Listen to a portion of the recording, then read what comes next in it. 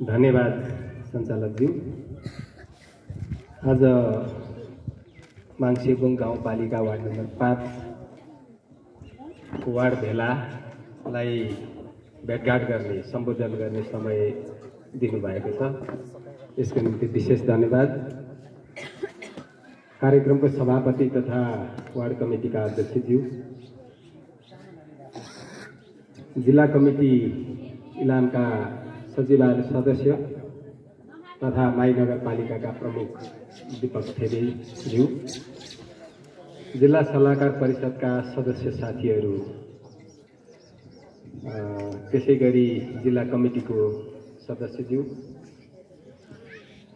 यस क्षेत्रमा काम गर्नुहुने गाउँ कमिटीको साथीहरू, वडा कमिटीको साथीहरू, त्यसैगरी टोल कमिटीबाट आज आउनुभएको साथीहरू र अघि भर्खरै हामीले केही साथीहरूलाई यहाँ प्रवेश गराएका छौँ। काम पनि गर्दै हुनुहुँदो रहेछ, प्रवेश मात्रै आज मौका परेको रहेछ।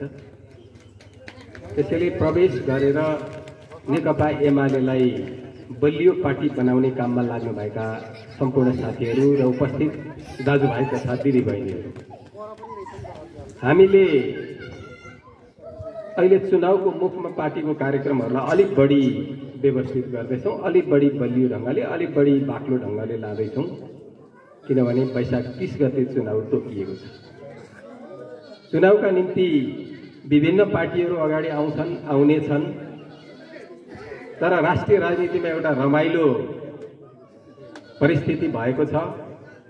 सरकारमा बस्नेहरूले एउटा गठबन्धन बनाएर चुनाव लड्छौँ, किनभने यो एमालेसँग नसकिने भयो एक्लै जाँदा भन्ने टुङ्गो गरेका छन्। एमालेलाई हामीले देख्दा सानो ठिक्कको जत्रो देखे पनि राष्ट्रिय राजनीतिमा एमाले कत्रो रहेछ भन्ने चाहिँ हाम्रा अहिले सरकारमा बस्नेहरूले भने। एमालेसँग एक्लै गरियो भने त सबै बढार्ने भयो, त्यसकारण हामी चाहिँ मिलौँ अनि मात्र एमालेसँग अलिअलि खुट्टा टेकेर लड्न सकिन्छ कि भन्ने हिसाब गरी, त्यसले गर्दा अहिले चाहिँ नेपाली काङ्ग्रेस, माओवादी, हाम्रो माधव नेपालले बनाएको एउटा सानो सानो पार्टी छ, त्यो खालको पार्टी मधेसवादीहरू एक ठाउँमा उभिएका छन्। अब एमाले अहिले सरकारमा छैन, तर एमाले नै नेपालको सबैभन्दा धेरै सांसद भएको ठुलो पार्टी चाहिँ अहिले पनि एमाले नै। त्यसैले एमाले सानो छ कि छैन, यसले कत्रो काम गर्छ भन्ने हिसाबले विपक्षीहरूले हेर्दाखेरि हामीले देखाउने शक्ति भनेको त्यो रहेछ। हामीले अर्को पनि हेऱ्यौँ, एमाले र माओवादी मिलेर करिब 3 वर्षभन्दा अलिक बढी सरकार चल्यो। केपी ओली त्यसको प्रधानमन्त्री हुनुभयो। देशलाई फाइदा हुने केही कामहरू त्यो बेला निर्णय भएर कामहरू देखिए। सबैभन्दा ठुलो काम भूकम्प पुनर्निर्माणको थियो। भूकम्प गएको यतिको वर्ष भयो, तर हजारौं स्कुल, हजारौं स्वास्थ्य चौकीहरू, हजारौं व्यक्तिगत घरहरू यही बेला बनेर सम्पन्न भए। सरकारको ठुलो लगानी त्यसमा भयो। त्यसै गरेर दैनिक झन्डै कहिलेकाहीँ एक दिनमा 2 किलोमिटर सबभन्दा कम, नभए एक दिनमा 5 किलोमिटरसम्म कालो पत्रे सडकहरू त्यही बेला बने। र त्यस बेला नै सबैभन्दा धेरै पक्की पुलहरूको पनि निर्माण भयो। र अहिले हामीले देख्ने चाहिँ के रहेछ भन्दा त्यो धरहरा, काठमाडौँमा एउटा बीचमा धरहरा छ, अग्लो घर भन्नु पर्यो त्यसलाई, गोलो घर, त्यो अनि त्यस पछाडि रानी पोखरी भन्ने अर्को पोखरी छ, त्यसको निर्माण पनि यही बीचमा सम्पन्न भयो। त्यो चाहिँ काठमाडौँ जाँदाखेरि ठ्याक्क देख्ने रहेछ र यो बनिएछ है भन्ने। तर त्योभन्दा धेरै त यो भूकम्प पीडितहरूको हजारौं घर, स्कुल र अन्य स्वास्थ्य चौकीहरू, सुरक्षाका चौकीहरू पनि त्यो सबै सरकारले सम्पन्न गर्यो। र हामीले पार्टीलाई पनि एउटै बनाएका थियौँ। कम्युनिस्टहरूको सिद्धान्त मिल्छ, विचार मिल्छ, किन 2-3टा पार्टी चाहियो भन्ने हिसाबले पार्टीलाई नेकपा एमालेको नाम पनि मासियो, माओवादीको नाम पनि मासियो, नेपाल कम्युनिस्ट पार्टी भन्ने मात्रै बनायो। ठिकै होला, राम्रैसँग चल्छ होला भन्ने थियो, तर पार्टीको नाम गाँस्दैमा मन चाहिँ नमिल्दो रहेछ। किनभने हाम्रो चलन मिलेन छ। पहिलेको एउटा पार्टी झन्डै 12 वर्षसम्म बन्दुक उठाएर सत्ता बन्दुक पड्काएर लडाइँबाट सत्ता नजितिन्जेलसम्म सत्ता आउँदैन भन्ने विचार बोकेर त्यही अनुसारले काम गरेर फर्किएको पार्टी परेछ। अर्को पार्टी अब लडाइँ गरेर होइन, शान्तिपूर्ण हिसाबले जनताको मन जितेर जनताको भोट पाएर राजनीति गर्नु चाहिँ अहिलेको काम हो भन्ने हिसाबले हामी एमालेवाला लागेका रहेछौँ। हाम्रो कम्युनिस्ट पार्टी भन्दैमा पनि हाम्रो त्यो व्यवहार चाहिँ मिलेन। त्यसले गर्दा हामी पार्टी एउटै बनाए पनि लामो समयसम्म चाहिँ टिक्न सकिएन, किनभने नेताहरूको मन मिलेन। नेताहरूको मन नमिलेपछि के हुँदो रहेछ भन्दाखेरि आफ्नै सरकार ढाल्नु अर्को साथी खोज्नु नपर्दो रहेछ। कम्युनिस्ट पार्टीको सरकार थियो अनि विभाजनको अथवा मन नमिलेको खटपट सुरु भयो, त्यो करिब 1.5 वर्ष चल्यो। त्यस पछाडि अदालतमा एउटा मुद्दा पर्यो। नेपाल कम्युनिस्ट पार्टी भन्ने त अर्को एकजना ऋषि कटेल भन्नेले उहिले दर्ता गरेर सानो सानो पार्टी राखेको रहेछ। अनि हाम्रो नेताहरू पनि पार्टी दर्ता गर्न चाहिँ नेपाल कम्युनिस्ट पार्टी भनेर दर्ता गर्न गए। निर्वाचन आयोगले हत्तपत्त दर्ता गरिदियो, तर दुईटाको नाम जुधेछ। अब यता भए त ए र B, Rambahadur A Rambahadur B भन्दा हुन्थ्यो होला, उहाँ चाहिँ माने। नमानेपछि नेपाल कम्युनिस्ट पार्टी भन्ने दुईटा नाम हुन सक्दैन, त्यसैले तपाईँहरूको एउटा चाहिँ खारेज हुन्छ भन्ने उसले कुरा गर्यो। उसको कुरा त सुरुमा सुनवाई भएन, तर अदालतमा मुद्दा पर्यो सर्वोच्चमा। नेपाल कम्युनिस्ट पार्टी भन्ने कुनको चाहिँ सदर ठहर छ भनेर अदालतमा बहस हुँदाखेरि पहिला दर्ता गरेको हुँदा ऋषि कटेलको पार्टीको नाम चाहिँ नेपाल कम्युनिस्ट पार्टी सदर हुन्छ। एमाले र माओवादी मिसाएर लगेको पार्टी चाहिँ अहिले बदर हुन्छ भनेर सर्वोच्च अदालतले भनिदियो। अनि माओवादीको आफ्नै पार्टी भयो, एमालेको आफ्नै पार्टी। यसरी अदालतको कारणले हाम्रो पार्टी छुट्यो। तर अदालतले एउटा मौका दिएको थियो, एउटै पार्टी बनाउने भए अर्कै नाम राखेर 15 दिनभित्रमा मिलाएर आउनु भनेको थियो। नेताहरू भित्रभित्रै झगडा गरेर पर पुगिसकेको हुँदाखेरि त्यो काम भयो। र अहिलेको परिस्थिति चाहिँ के छ भन्दा माओवादी बेग्लै पार्टी छ, सरकारमा छ। हामीबाट छुटिएर गएको एउटा सानो पार्टी पनि छ, माधव नेपालको एकीकृत समाजवादी भन्ने, त्यो अर्कै पार्टी छ। र एउटा एकीकृत कम्युनिस्ट पार्टीबाट यो 3टा पार्टी भएर गयो। तर एमाले अहिले पनि मूलधार हो भन्ने चाहिँ हाम्रो के छ भन्दाखेरि पार्टी छुटिएर जाँदाखेरि पनि सांसद पद समेत छाडेर धेरैजना माओवादीका नेताहरू एमालेमै बसे। पार्टी चाहिँ छुट्यो तर आफ्नो पार्टी भनेर उनीहरू माओवादीमा फर्किएर गएन। रामबहादुर थापा बादल, त्यसै गरी के भट्ट, लेखराज भट्ट, टोपबहादुर रायमाझी भनिएका नेताहरू जो माओवादीमा पनि ठुलै तहमा हुनुहुन्थ्यो, त्यो सबै साथीहरू यतैतिर बस्नु। र माओवादी भनेर जे छुटिएर गएको थियो उसले पूर्ण रूपले माओवादी सबै लान सके। यहाँ गाउँघरको कुरा गर्दाखेरि त हाम्रो जिल्ला कमिटीमा बसेका, एमालेको जिल्ला कमिटी, त्यो बेलाको जिल्ला कमिटीमा बसेका धेरै मानिसहरू माओवादीमा फर्किएर गएर त्यही कमिटीमा बसेर एमाले नै भएर बसे।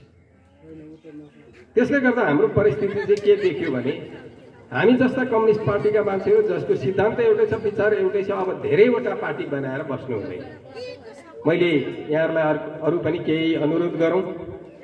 पार्टी बनाउनका लागि चाहिँ मान्छेको इच्छाले मात्रै हुँदैन। पार्टी बनाउनका लागि संसारमा चलेको सिद्धान्त चाहिन्छ। हामी यो सिद्धान्तलाई पछ्याएर यो हुल बनाउँछौँ भनेपछि बल्ल त्यो पार्टी बनिने। उहिले 2006 सालमा कम्युनिस्ट पार्टी बनाउँदा जम्मा 5 जना मान्छे। अहिले कम्युनिस्ट पार्टीको एमालेको मात्रै सदस्यता 8.5 लाख। देशभरमा कति एमाले छन् भन्दाखेरि रेकर्डेड चिज नै हामीसँग 8.5 लाख मान्छे नेकपा एमालेका चाहिँ पार्टी कार्यकर्ता छन् भनेर हामीले घोषणा गर्छौँ। त्यसले गर्दा हामी के भन्छौँ भनेदेखि पार्टी बन्नका निम्ति सबभन्दा पहिला विचार र सिद्धान्त चाहिने रहेछ। त्यो विचार सिद्धान्त राम्रो छ भने सबै मानिसले पछ्याउँदै गएर त्यो पार्टी ठुलो हुन्छ। विचार सिद्धान्तका हिसाबले अहिले नेपालमा जम्मा 2टा विचार सिद्धान्त सबभन्दा प्रमुख।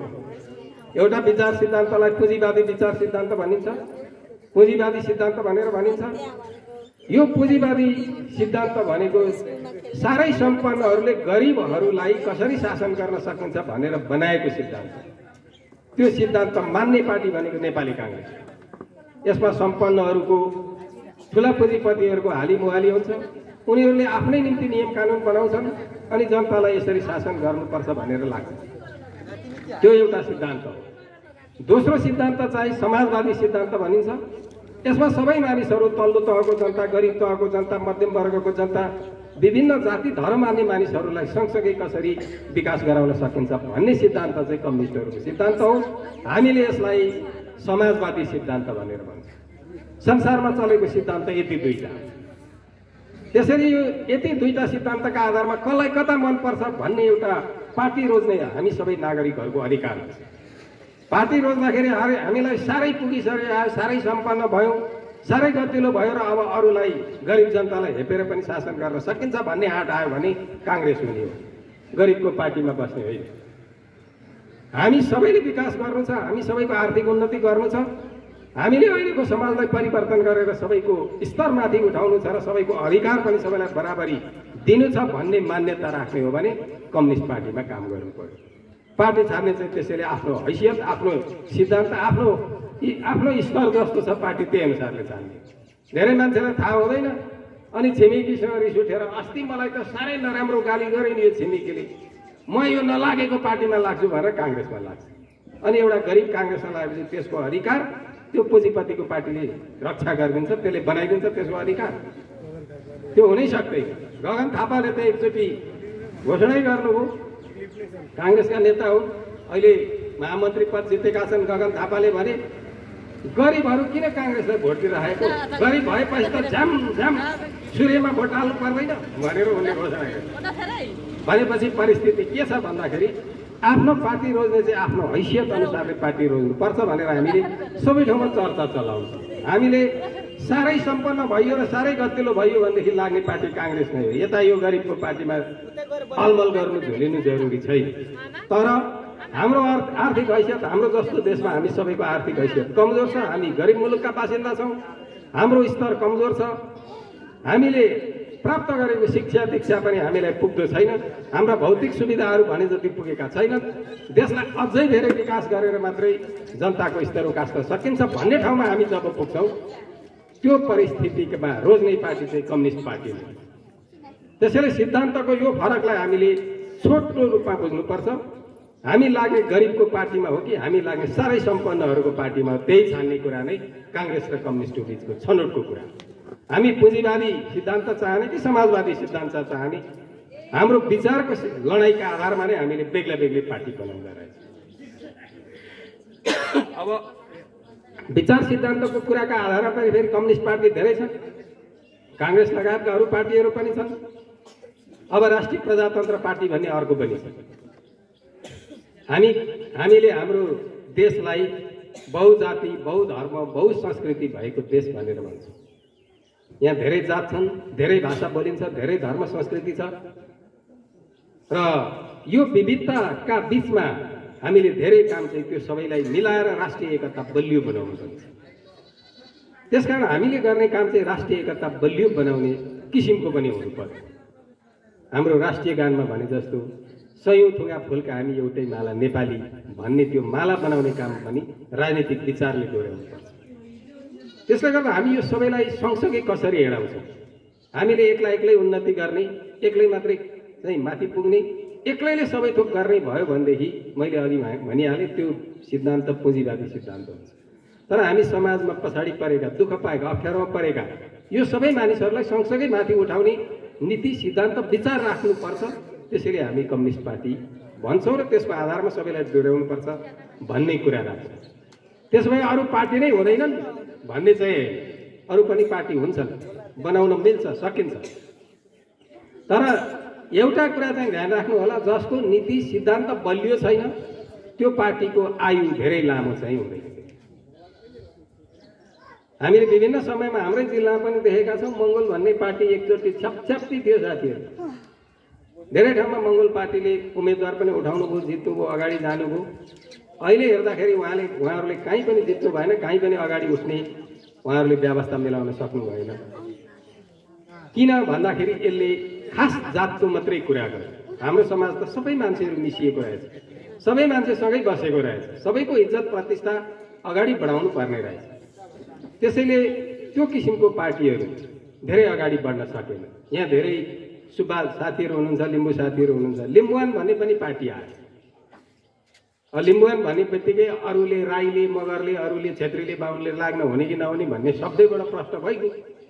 अब अरू मान्छे त लागेन, कतै कतै चाहिँ झुकेर एउटा एउटा बाहुन पनि किन हो डरले हो कि लागेको पनि देखियो। तर जातका नाउँमा जहाँ पार्टी गठन गरिन्छ त्यसको नीति सिद्धान्त के हुन्छ?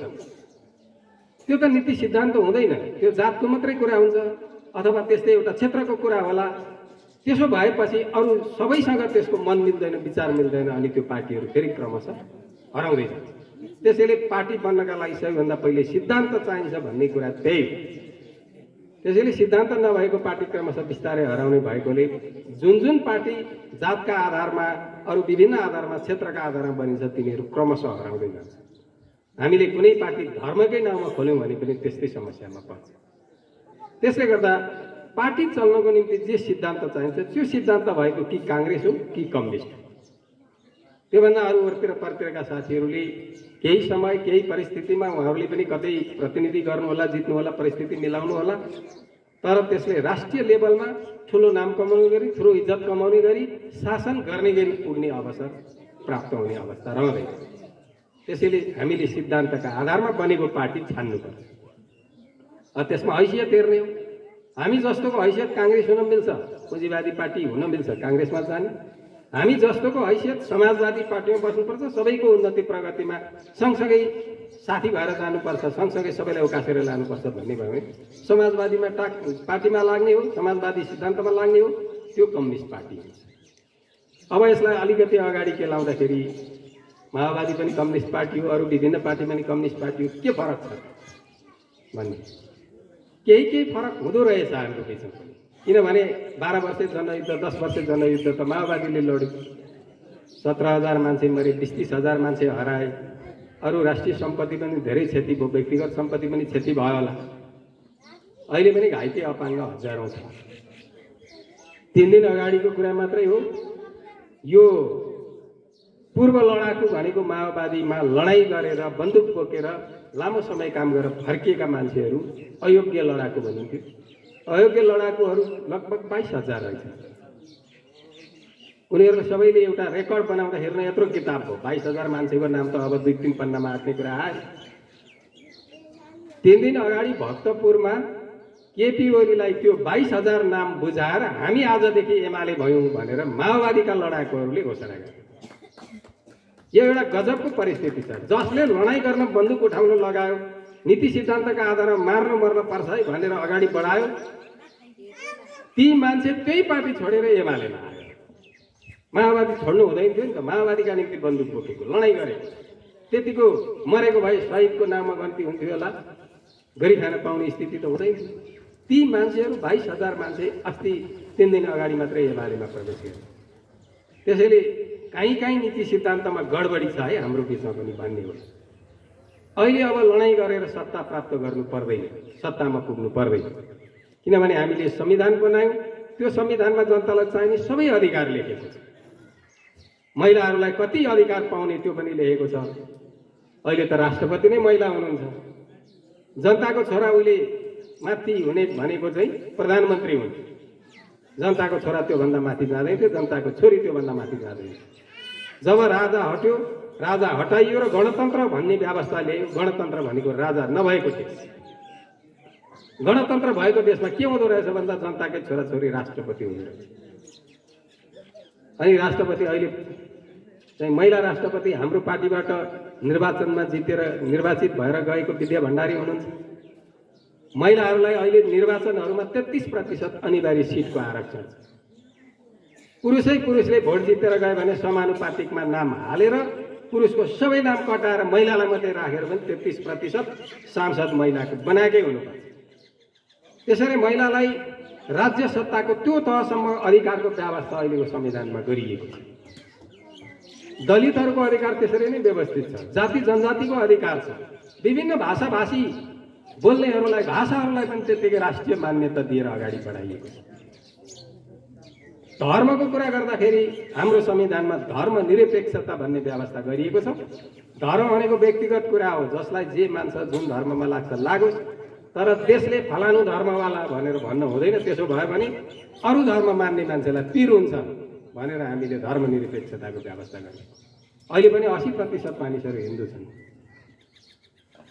15-16% बुद्धिस्ट छन्, अरू 1-2%, 3-4%का दरले अरू धर्म मान्नेहरू हुनुहुन्छ। अब यो किराँत धर्मको ठाउँ सबैभन्दा मुख्य केन्द्र, किराँत धर्म मान्ने साथीहरू पनि सानो सङ्ख्यामा हुनुहुन्छ देशभरिको कुरा गर्दा। अनि हिन्दू धर्मलाई मात्रै अगाडि लगाइदियो भनेदेखि अरू धर्मलाई उसले हेप्नु पर्ने र त्यही नियम कानुन बनाउनु पर्ने दिन आउँछ भनेर नै हामीले धर्मनिरपेक्ष मुलुक भनेर संविधानमै घोषणा गर्यो। अब कुनै धर्मले हेला होचोमा बस्नु नपरोस् भन्ने हिसाब त्यसो गरियो। त्यसैले धार्मिक हिसाबले हामी संविधानले नै संरक्षण गरिएको अवस्थामा छौँ भनेर हामीले बुझ्नुपर्छ। हिन्दू 80% भए पनि उत्रै हो, त्यस पछाडि बाँकी रहेको अरू धर्म सानो सानो प्रतिशत भए पनि हामी पनि बराबरी हौँ भन्ने फिलिङ, त्यो भावना होस् भनेर नै हामीले त्यो व्यवस्था गर्यौँ। अहिले पनि सबैभन्दा धेरै मौलिक हकको व्यवस्था गरिएको संविधान हामी कहाँ छ। अनि हामीले सङ्घीयता भन्ने चिजलाई मानेका छौँ। पहिला 14 अञ्चल 75 जिल्ला भनिन्थ्यो, अहिले 7 प्रदेश बनाएका छौँ। त्योभन्दा तल एकैचोटि स्थानीय तहहरू छन्, 753 स्थानीय तह हाम्रो देशमा बनाइएको छ। इलाम जिल्लामा हामीले 10वटा तह बनायौँ। 10वटा तह बनाउने बेलामा के नाम राखेर कहाँ छुट्याउने होला भन्ने हामीलाई ठुलो सकस परेको छ। हामीले त्यसबेला विभिन्न ठाउँमा छलफल गरेपछि हामीलाई यो एउटा पालिकाको नाम चाहिँ माङ्सेबुङ राख्नुपर्छ भनेर हामीले निधो गर्यौँ। तल खोलावारी र पारी माई खोलाको वारिपारी भएको भागलाई हामीले मिलाएर माई नगरपालिका राख्यौँ। उतापट्टि चाहिँ ठिक्कल श्रीअन्तु लगायतको मिसाएर बनाइएकोलाई सूर्योदय राखिदिउँ, किनभने त्यहाँ चाहिँ घाम झुल्केको हेर्ने ठाउँ रहेछ, सूर्योदय भनेर उता राखिदिउँ। यतापट्टि जितपुर मङ्गलबारीको क्षेत्रलाई मिलाएर देउमाई खोला त्यहीँ छ, त्यही सिमाना पर्छ भनेर हामीले देउमाई नगरपालिका भनेर नाम राख्यौँ। हामीले धेरै जस्तो प्राकृतिक नाम राख्यौँ, धार्मिक हिसाबले यसको नाम राख्यौँ। हामीले यो तल चुलाचुलीलाई चाहिँ फाल्गुनन्द भनेर नाम जुराइएको, हामीले पठाएको प्रस्तावमा त्यो थियो। तर पछिबाट फाल्गुनन्द भन्ने चाहिँ यता अर्को 5 थरतिर पनि छ, तपाईँहरूले चाहिँ यसलाई चाहिँ पुरानै नाममा मानिदिनु पर्यो भनेपछि फेरि चुलाचुली नै भन्ने नाम जुराइयो। उता एउटा पालिकाको नाम हामीले रोङ राखेका छौँ। रोङ भनेको लेप्चा भाषा, लेप्चाहरूको पनि एउटा पहिचान होस् भनेर हामीले उतापट्टि चाहिँ रोङ भन्ने गाउँपालिकाको नाम राख्यौँ। त हामीले यसलाई 10वटा ठाउँ बनायौँ। अहिले सबैलाई सुहाउँदिलो नाम भएको छ। उहिले यो सानो थियो होला यो माङ्सेबुङ भन्ने गाउँ। माङ्सेबुङ भनेको देउताले के माङले रुचाएको रोजेको ठाउँ भनेर अर्थ लाग्दो रहेछ। अस्ति मेरो एकजना सांसद साथी आउनुभएको थियो यहाँ इटहरीबाट, सर्वदोष सामा भन्ने, उहाँ आफू पनि सामा लिम्बू नै हो। अनि लारुमाको अर्थ मैले त्यहाँ गएर चाहिँ बताइदिएर आएँ भनेर भन्नुभयो। यहाँहरूलाई लारुमाको अर्थ थाहा छ कि छैन मलाई थाहा छैन, तर ला भनेको जुन, रुम्बा भनेको टल्किने भन्ने हुँदो रहेछ। लारुमा भनेको जुन टल्किने भनेर चाहिँ त्यस्तो अर्थ लाग्दो रहेछ। अनि यो प्रकारले नाम राख्ने उहिलेदेखिको यो विभिन्न चलन, त्यसले एउटा संस्कृतिको ओझ बोक्दो रहेछ, त्यसले एउटा धार्मिक आस्था विश्वास बोक्दो रहेछ। हामीले त्यसलाई पनि जगेरा गर्नु छ र अगाडि बढाउनु छ। अघि यहाँ दिपकजीले भने जस्तो पर्यटनको विकासको सम्भावना होला। धार्मिक हिसाबले इसाईहरूले भ्याटिकन सिटी भन्छन्, उहाँ त्यो रोम सहरको बिचमा पर्छ, तर त्यसले बेग्लै राज्यको मान्यता पाएर बसेको छ। हाम्रो लुम्बिनी गौतम बुद्ध जन्मिएको ठाउँ, बुद्ध धर्मको चाहिँ मूल मान्छे जन्मिएको ठाउँ भनेर लुम्बिनी भनिन्छ। त्यो त जङ्गलमा कहाँ थियो? एउटा ढुङ्गाको चाहिँ अक्षर लेखेको खाँबो भेट्टायो। त्यो चाहिँ नेपालमा चाहिँ त्यतिखेर राणाकालै थियो। अनि इन्डियाको चाहिँ अशोक भन्ने राजाले बुद्ध धर्म प्रचारको निम्ति आउँदै गर्दाखेरि म गौतम बुद्ध जन्मिएको ठाउँमा आइपुगेँ, सम्झनाको लागि यो चाहिँ खाँबो गाडेर छोडेको छु भन्ने लेखेको एउटा ढुङ्गाको खाँबो भेटिएपछि जङ्गलको बिचमा यो पो रहेछ त गौतम बुद्ध जन्मेको ठाउँ भन्ने थाहा। अहिलेको जस्तो क्रेनको जुगमा इन्डियाले त्यो पनि उखालेर लान्थ्यो, त्यो बेला चाहिँ क्रेन थिएन। त्यो खाँबो पनि ढल्किएर बाङ्गो थियो र त्यो कपिल वस्तुको जङ्गलभित्र भेटियो। त्यसलाई खोजी गर्ने चाहिँ नेपालका मान्छेहरूले फ्रान्सबाट एउटा मान्छे खोज्दै खोज्दै आएको रहेछ। नेपाल सरकारसँग अनुमति लियो, अनि गौतम बुद्ध जन्मेको ठाउँ खोज्न जान्छु भनेपछि जङ्गलमा नेपालका पनि केही सहयोगी लिएर गएर भेटेको त्यो ढुङ्गाको खाँबोको आधारमा अहिलेको लुम्बिनी कपिलवस्तुको त्यो जङ्गलको चाहिँ अहिले लुम्बिनी भयो। अहिले त्यहाँ झन्डै 50वटा देशहरूले लगानी गरेका छन्। संसारभरि कस्तो कस्तो मन्दिर बनाउँदो रहेछ भनेर लुम्बिनीमा गएर हेर्दा थपक्कै थाहा भयो। चीनको मन्दिर कस्तो बन्दो रहेछ, भारतको मन्दिर कस्तो आकार प्रकारको बन्दी रहेछ, भियतनामीहरूले कस्तो मन्दिर बनाउँदो रहेछन्, बर्मामा कस्तो घरको स्टाइल रहेछ मन्दिर बनाउने। यहाँ त तपाईँको 16-18 देशको त आफ्नो आफ्नो गौतम बुद्ध जन्मेको ठाउँ आफ्नो आफ्नो मन्दिर बनाएका छन्। एकचोटि घुमेपछि संसारभरमा कसको स्टाइल कस्तो रहेछ थाहा हुन्छ। हामीले त्यस्तो ठाउँहरू पनि यहीँ विकास गरेका छौँ भने हाम्रो पनि विकासको एउटा राम्रो सम्भावना भएको क्षेत्र यो क्षेत्र हो, यो मान्छेबुङ एरिया हो। अब एउटा सानो गाउँबाट पालिका भएको छ, यसको आकार पनि बढेको छ। अब अघि यहाँ साथीहरूले भने जस्तो यो शाकाहारी क्षेत्र, मासु मांस र जाँडसी खान नपाइने, खैनी पनि पो खान पाएन भन्थ्यो हाम्रो एउटा साथी। गएको संविधान सभाको निर्वाचनमा हाम्रै जिल्लाका नेता आउनुभएको, अलिक पर गएर खैनी मार्दै गरेको एकजना भाइले आएर त्यो फ्याँक्नुहोस् न। अनि उहाँले खैनी पनि खान पाउनु भएन भनेपछि अरू थोक त पाइएन खैनी पनि खान पाइएन। तर त्यसले एउटा राम्रो पहिचान त बनेको छ नि। कहाँ त्यस्तो शुद्ध ठाउँ छ, कहाँ त्यस्तो शाकाहारी ठाउँ छ भन्दाखेरि यहाँ छ। त्यसमध्ये पनि यो नाकनेप्ते भएकोहरू त साह्रै मासु मन पराउने जात हुन्थ्यो उनीहरू। अब अहिले धर्मका आधारमा त्यो आस्थाका कारणले चाहिँ सबै साथीहरू शाकाहारी हुनुहुन्छ। यसले फाइदा गर्दो रहेछ। एउटा धर्मले हामीलाई सामाजिक अनुशासन सिकाउँछ। अब यो खानपान आदि इत्यादि शुद्ध भयो भने आयु बढ्छ, मान्छेको अनुहारको ओज कान्ति नै फरक पर्छ।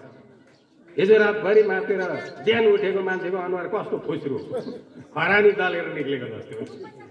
तर त्यो नखाने मान्छेको अनुहारको ज्योति नै बिहान अर्कै किसिमको हुन्छ नि। त्यो त स्वास्थ्यमा पर्ने असर हो। तपाईँको अङ्ग प्रत्यङ्ग राम्रो रहन्छ, लामो आयु बाँच्न सकिन्छ, मान्छेलाई धेरै दुःख पर्दैन। यो त यहाँको अनुशासनबाट सिक्ने रहेछ। त्यसैले यो पनि यहाँको राम्रो कुरा छ। र हामीले विकास निर्माणको सम्बन्धमा अघि साथीहरूले धेरै चर्चा गर्नु हो। हामीले एमालेकै पालामा योभन्दा अगाडि 20 वर्ष चुनाव भएन स्थानीय तह। 20 वर्ष चुनाव नहुँदा कर्मचारी साथीहरूले चलाए, पैसो कता कता गयो धेरै थाहा नहुने। तर अहिले 5 वर्षमा गरेको विकास हेर्दाखेरि त्यो 20 वर्ष हामीले बेकारमा खेर फालेछ। चुनाव भएर स्थानीय प्रतिनिधि भएको विकासको काम धेरै गर्न सकिँदै रहेछ। यो बीचमा दमक चिसापानीको सडक, राँके रपी भेडेटारको सडक, हाम्रो चाहिँ अहिले भर्खरै तल चण्डाल घाटदेखि यहाँ भन्ज्याङसम्म आउने सडक, यी सडकहरू पिच हुने क्रममा छन्। यही वर्षभित्र यहाँ कालोपत्रे भइसक्छ। यहाँको रिङ रोड लगायतको चिजलाई हामीले पछि पनि सहयोग गर्न सक्छौँ। यो लाइनमा पर्छ। खानेपानीको कुरा गर्दाखेरि अघि यहाँ उपाध्यक्षज्यूले भन्नु लिफ्टिङ खानेपानी आयोजना चल्दैछ 5 करोड। उहिले खानेपानी चाहिँ उभो मुहान भेटिन्थ्यो र छपक्क नाला टाँगेर ल्याउँदा हुन्थ्यो। अहिले खानेपानीको मुहान उभो सबै आफ्नो आफ्नो गाउँले प्रयोग गरेको छ। मुहानबाट पानी ल्याउने ठाउँ अब बाँकी छैन। त्यसैले जति बस्ती बढ्छ तल खोलामा बाँध बाँध्ने, त्यहाँ चाहिँ पोखरी बनाउने अथवा चाहिँ त्यहाँ ट्याङ्की बनाउने, त्यहाँबाट त्यो खानेपानी तानेर ल्याएर गाउँघरमा माथितिर पानी तान्ने भएकोले त्यसलाई लिफ्ट भनिन्छ। अहिले त्यसको एउटा उदाहरण चाहिँ यासोक बजार छ। यासोकमा तम्मरबाट पानी ल्याएर खाए। तम्मरको पानी फेरि कहिल्यै सङ्लो नै नहुने, त्यसलाई पनि ल्याएर फिल्टर गरेर खानेपानीको रूपमा यासोकमा प्रयोग गरेको छ। हामी कहाँ यहाँको नदीनालाहरू बर्खामा भेलाउँदा बाहेक धेरै जस्तो त हामीले शुद्धै खानेपानी पाउन सक्छौँ। त्यसैले यहाँ पनि तलबाट पानी ल्याएर खाने एउटा योजना राष्ट्रिय योजनाबाटै चल्दैछ। अहिले अन्य सुविधाहरूको कुरा गर्दाखेरि बाटोघाटो, अब वार्ड कार्यालय, यहाँको पालिका कार्यालय कतै कतै केही विवादमा पनि पर्यो। अब पर इभाङ अहिले पनि यहाँबाट तल 4 नम्बरकोलाई इभाङ पुग्ने, गाउँपालिका कार्यालय पुग्ने भन्ने कुरा धेरै टाढोको कुरा हो। 4 नम्बर भनेको त तल दमकको छेउमा पुग्दो रहेछ। अनि त्यो मान्छेलाई गाउँपालिका जा भन्दाखेरि इभाङ पुग्ने कुरा धेरै टाढो छ। त्यसैले अहिले पनि केही चिजहरू मिलाउन बाँकी होला, तर सडक निर्माणको काम यो पालिका सबैभन्दा राम्रो पछि हुँदैछ। अहिले पनि गजुरमुखीबाट इभाङ चतुरेसम्मको बाटो धमाधम पिच भइरहेको छ। त्यो धेरै दिन लाग्दैन सकिन्छ। त्यो अर्को योजना अन्तर्गत। यता दमकबाट यता आउनेमा त तल पुल नै धेरैवटा लागेको छ, काम भइरहेको छ। यही वर्ष नसकी पनि यो कन्टिन्यू लगातार हुने काम हो। यसले एउटा स्वरूप लिनेछ र कालोपत्रे हुनेछ।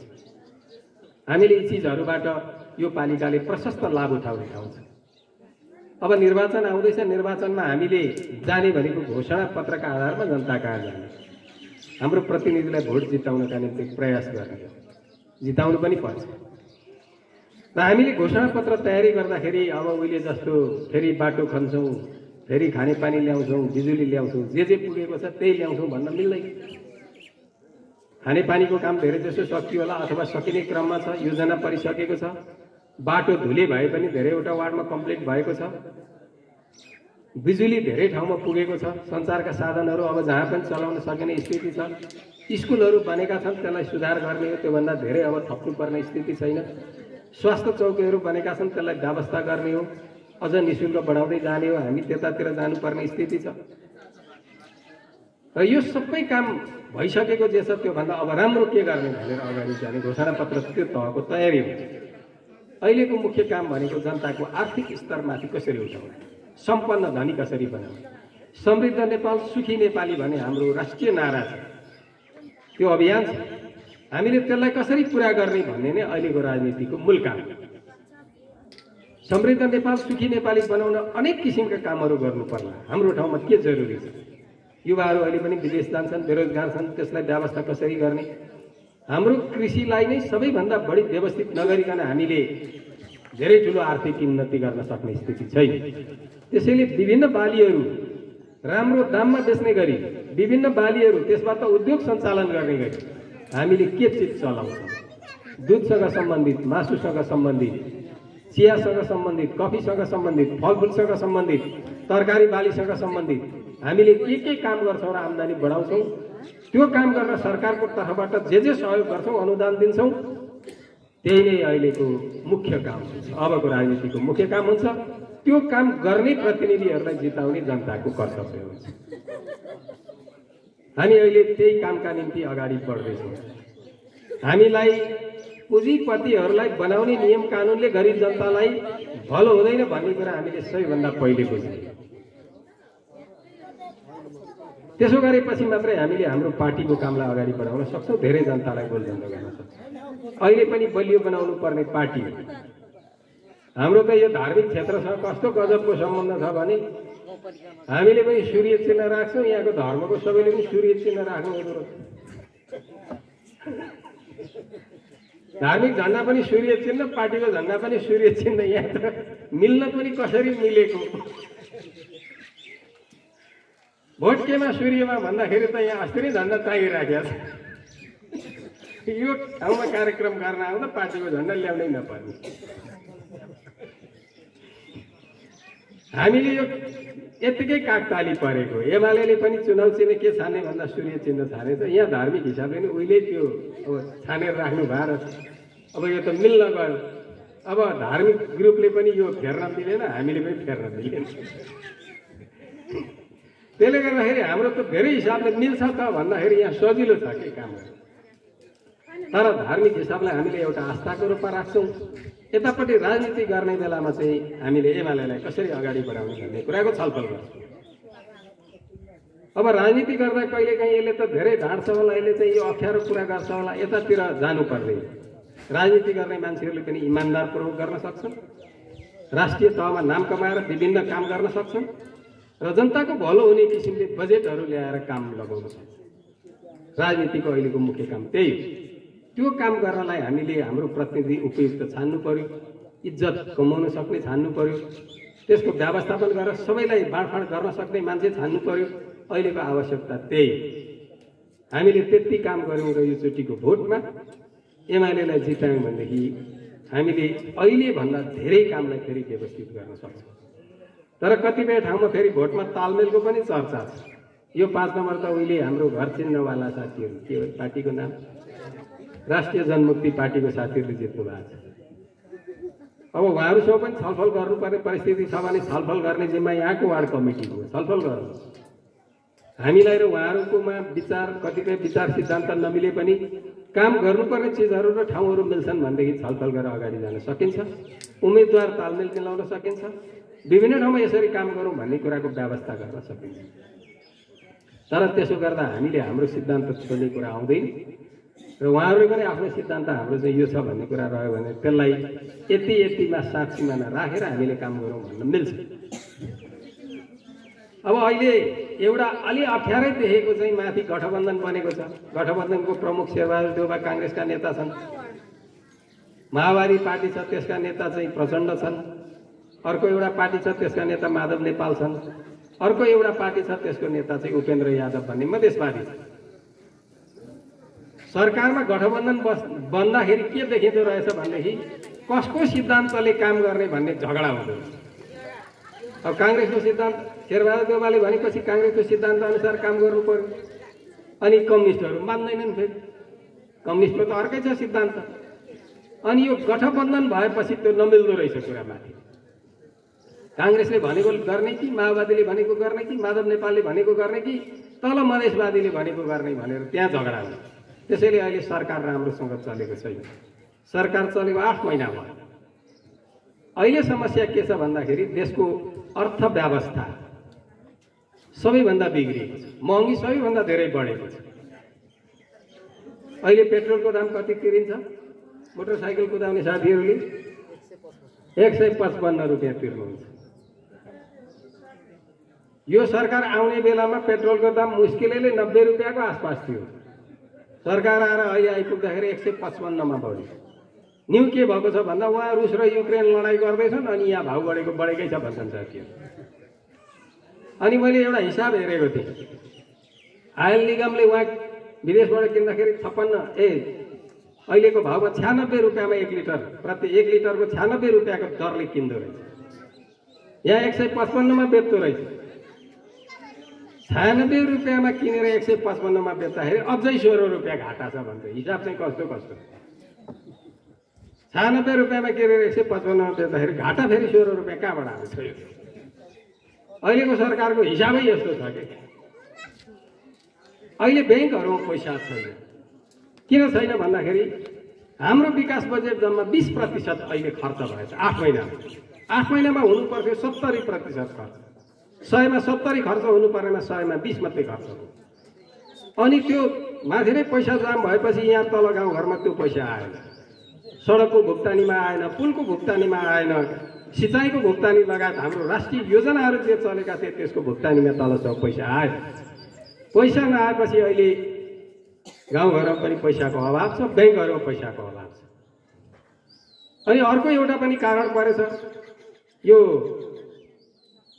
भान्सारमा चाहिँ विभिन्न काममा चाहिँ छुट दिएछ यो नयाँ सरकार आएपछि, गठबन्धन आएपछि। भान्सारमा छुट पाउने बित्तिकै नेपालमा चाहिँ यति धेरै सामान ल्याएछन् कि 12 खरबको सामान नेपाल भित्रियो। नेपालमा 12 खरबको सामान भित्रियो। त्यो कहिले बिक्छ त्यो थाहा छैन। अनि नेपालबाट बाहिर चाहिँ 2 खरबको जम्मा गर्छ। 10 खरब घाटा लाग्छ। अनि विदेशबाट हामीले जब सामान किनेर ल्याउँछौँ त्यो चाहिँ विदेशी पैसामा भुक्तानी गर्नुपर्छ। हाम्रो राष्ट्र ब्याङ्कबाट धमाधम डलर चाहिँ नेपाली पैसा राख्दै डलर चाहिँ विदेश पठाए नेपालमा। अनि नेपालको धन्तरी त्यो नि त बाहिर 12 खरब बाहिर पठाएर 2 खरबको मात्रै बेचेपछि जम्मा घाटा 10 खरब पर्छ। 10 खरब भनेको चाहिँ यो करोड लाखको हिसाबमा नसम्झिनु होला। अरब 100 अरब हो 1 खरब। अनि त्यसको 10 गुणा हामीलाई अहिले व्यापार घाटा छ। हाम्रो पैसा विदेश गयो, विकासको पैसा गाउँघरसम्म आइपुग्यो। अहिले ब्याङ्कहरूमा कसैले सोध्न गयो भने पैसै छैन हजुर के भुक्तानी दिनु? ऋण थप्न गयो भने ऋण दिन अब नयाँ ऋण चाहिँ हामी थप्दैनौँ। अनि एकै दिनमा 10 लाख कुनै ब्याङ्कमा चाहिँ चेक साट्न गयो भनेदेखि हजुर एकै दिनमा 10 लाख दिन सकिँदैन, आज 2 लाख लानु, अर्को दिन बिस्तारै लगेर 10 लाख पुर्याउनु होला भन्छ। ब्याङ्कहरूमा नि त्यो ढिकुटीमा छ भने भुक्तानी दिने रहेछ, छँदै छैन भने त के भुक्तानी दिने? त्यसैले अर्थव्यवस्था अहिले सबैभन्दा बिग्रिएको छ। जनताको स्तर घट्दो छ। किन घट्दो छ भन्दा सबै चिज महँगोमा किनेपछि हाम्रो पैसा त त्यो महँगोमा किन्दै सकिने भयो नि। त्यसैले जनताको स्तर घट्दो छ।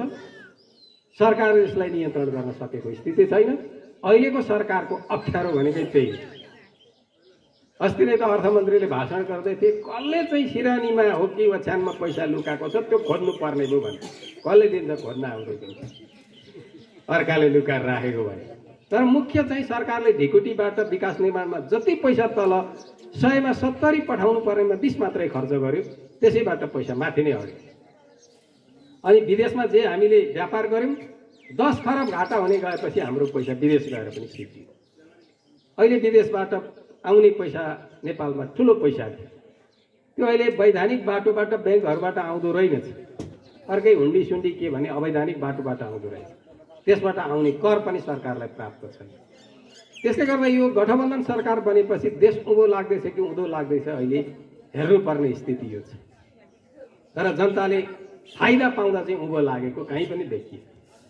यही बिचमा सर्वोच्च अदालतको प्रधान न्यायाधीशलाई नै अब संसदमा मुद्दा लगाएर फाजिलमा राखेको छ। काम त त्यसले पनि बिगारेकै हो, तर अदालतलाई कामै गर्न अप्ठ्यारो पर्ने गरी मुद्दै हालिहाल्नु चाहिँ हुँदैन थियो कि भन्ने हाम्रो भनाइ थियो। अघि यहाँ हाम्रो एकजना पहिला हाम्रो उम्मेदवार दिदी रेसाउनु, यो एमसीसीमा त सबै देश बेची खायो अरे नि भन्नु। एमाले एमसीसीमा भोट हालेको छैन, एमसीसीको साह्रै विरोध गर्ने प्रचण्ड र माधव नेपालले भोट हालेर त्यो अस्ति भर्खर पास भयो। त्यहाँ काङ्ग्रेसले भोट हाल्यो, माधव नेपालको पार्टीले भोट हाल्यो, प्रचण्डको पार्टीले भोट हाल्यो, एमाले भोट हालेको होइन। एमालेलाई गाली गर्न पाइँदैन त्यस। हामी भोटै नहाल्ने चाहिँ हामी दोषी हुन्छौँ त हो? यो त माथि होइन, हामीले त भोटै हालेन नि त, हामीले त त्यसमा त जोग्यौँ। एमाले चाहिँ यसमा जोगिएर बस्यो, हामीले त समर्थन गरिएन। अनि हामीले काम बिगार्यो भन्ने प्रचार तल जानु भयो। काम बिगार्ने त काङ्ग्रेस माओवादी र समाजवादी भएन नि त। अनि काम बिगार्नेकै हारमा हाम्रो पनि नाम राख्न पाइन्छ। अनि जनतालाई भात बाँड्दाखेरि 5 जनाले खाएर 3 जना उब्रियो, त्यो भोकैलाई पनि भातै खाएको हुलमा त हालिदिनु भएन नि। त्यसो भयो भने त त्यो भोको चाहिँ त मर्छ त। अनि होइन, माथि काम बिगारेको छैन, ढुक्क हुनु होला। हामीलाई थाहा छ नि त, हामी त पार्टीकै कार्यकर्ता हो। माथि हामीले भोट पनि हालेनौँ, त्यसलाई समर्थनै गरेनौँ, सकियो। तर सरकारमा बस्नेहरूले पास गरेर लगे, हामीले त्यसको जिम्मा लिनु पर्दैन। त्यसैले अहिलेको स्थितिमा यो देश बेचो कहीँ अप्ठ्यारो गऱ्यो, एमसीसी पास गऱ्यो भने हाम्रो टाउकोमा आउँदैन, त्यो काङ्ग्रेस माओवादी र माधव नेपालहरूको पार्टीमा जान्छ। त्यही त उनीहरूले बेची खायो भने त हामीले त विरोध गरेर हो। त्यो देश बेच्न भोट नदिने भन्नु पर्यो, तर एमालेलाई भोट नदिने भन्न पाइएन नि त। त्यो हामीले बेचेकै छैन। हाम्रो पालामा केही राम्रो काम पनि भएका छन्। उहिले नाकाबन्दी थियो, इन्डियाले नाकाबन्दी गरेको थियो, केपी ओली नै प्रधानमन्त्री थिए। नाकाबन्दीलाई हामीले इन्डियासँग झुकेर होइन, इन्डियासँग सामना गरेर त्यो नाकाबन्दी तोडियो। त्यो बेला चीनसँग एउटा सम्झौता हो, चीनसँग विभिन्न व्यापारिक सम्झौता भएपछि भारतले दिएन भने हामी चीनतिरबाट पनि सबै चिज ल्याउन सक्ने भन्ने खुला गर्यो। अहिले इन्डियाले नाकाबन्दी लगाइहेरोस् त, त्योभन्दा धेरै सामान चीनले पठाइदिने सम्झौता हामीसँग। त्यसले गर्दा अब नेपालमा कहिले नाकाबन्दी लाग्दैन, त्यो पनि केपी ओली भएकै बेलामा। अहिले यस्तो एउटा राम्रो काम भयो, नेपालको केही जमिन महाकाली नदीले छेकेको केही जमिन लिम्पियाधुरा, कालापानी र लिपुलेक भन्ने 3टा गाउँ, त्यो चाहिँ नेपालको नक्सामा थिएन छ। उहिलेले नेपालकै जमिन थियो, भारतले चाहिँ 2016 सालदेखि त्यहाँ सेना राखेको रहेछ। अनि यो जमिन चाहिँ नेपालकै हो भनेर केपी ओली नै प्रधानमन्त्रीबाट नहट्दै त्यसलाई संसदले सर्वसम्मत पास गरेर नेपालकै जमिन हो भन्ने हामीले प्रमाणित गर्यौँ। नेपालको नक्सामा त्यो जारी भयो, नेपालको भूगोल क्षेत्रफल पनि बढेको छ। त्यो काम पनि हाम्रै पालामा भएको छ, एमालेकै पालामा भएको छ। त्यसैले देशलाई अप्ठ्यारो पार्ने होइन, देशमा भएको सबै चिज जोगाउने जिम्मा पनि एमालेले लिएको छ हाम्रो हिसाबले। त्यसैले यो काम त राष्ट्रवादी काम हो, यो काम सबै जनतालाई भलो हुने काम हो, देशको माया गर्ने काम हो, देश जोगाउने काम हो। यो काम पो एमालेले गरेको। देश बेचे हिँड्ने काम एमालेको हो, देश बेचे हिँड्ने यी अरू ककरले गर्छन्, उनीहरूकै जिम्मा हो। त्यसैले यसतर्फ पनि हामीले ध्यान पुर्याउनु पर्छ। अब जहाँसम्म अरू विभिन्न कामहरू छन्, जस्तो यहाँ एउटा गाउँघरमा छ नि, यो वृद्ध भत्ता, अपाङ्ग भत्ता, एकल महिला भत्ता अथवा विधवा भत्ता भनेर दिने चलन छ। यो कसरी सुरु भयो, यसको नीति सिद्धान्त कसको हो भन्ने पनि थाहा पाइराख्नु। हामी कम्युनिस्ट पार्टी, कम्युनिस्टको सिद्धान्तमा एउटा सामाजिक सुरक्षा भन्ने नीति हुन्छ। सामाजिक सुरक्षा भनेको समाजमा जसले काम गरेर गरी खान सक्ने वातावरण छैन, उमेरले अप्ठ्यारो बुढो भएको छ, अपाङ्ग छ, अपाङ्ग भनेको आफै शरीर अब काम गर्न नसक्ने स्थितिमा छ, अनि एकल महिला भनेको विधवा छ र उसलाई समाजमा काम गर्न कारोबार गर्न अप्ठ्यारो छ। त्यस्तो समाजमा अप्ठ्यारो परेकोहरूलाई सामाजिक सुरक्षा भत्ता दिएर राज्यले बचाउनुपर्छ भन्ने नीति चाहिँ कम्युनिस्टको नीति। त्यही नीति मनमोहनजीको पालामा 9 महिना शासन चलेको बेलामा त्यो सुरु भयो। महिनाको 100 रुपियाँ, 75 वर्ष नागेकोहरूलाई 100 रुपियाँ दिएर वृद्ध भत्ता सुरु गर्यो। अहिले वृद्ध भत्ता महिनाको 4000 पुगेको छ। एकल महिला भत्ता, विधवा भत्ताको पनि व्यवस्था छ, अपाङ्ग भत्ताको पनि व्यवस्था छ, अझ दलितहरू लगायत कतिपयलाई पनि भत्ताको व्यवस्था छ। यसलाई हामीले सामाजिक सुरक्षा भन्छौँ। यो कम्युनिस्टहरूको सिद्धान्तको चिज हो। अब काङ्ग्रेस सरकारमा आए पनि जो आए पनि यो चाहिँ कटाउन नसक्दो रहेछ। किन कटाउन नसक्नु? वृद्ध भत्ता कटाउने भन्यो कि त्यसको भोट सबै खलास। त्यसैले यो काङ्ग्रेसले पनि कटाउन सक्दैन, अरू जो आयो भने पनि कटाउन सक्दैन। त्यति राम्रो र दिगो काम हाम्रै पार्टीले सुरु गरेको छ र हाम्रो सिद्धान्त अनुसार हामीले त्यसलाई अगाडि बढाएका छौँ। यसको जिम्मा पनि त अर्काले लिन मिल्दैन नि, यसको जस पनि हामीले नै लिने। त्यसले गर्दा यो सामाजिक सुरक्षा जस्तो चिजलाई हामीले व्यवस्था गर्छौँ। काङ्ग्रेसको चाहिँ सिद्धान्तमा के हुन्छ भने निजीकरण भन्ने हुन्छ। निजीकरण भनेको देशको उद्योग धन्दा सरकारले चलाउनु हुँदैन, धनीमानीलाई बेचिहाल्नुपर्छ भन्ने सिद्धान्त।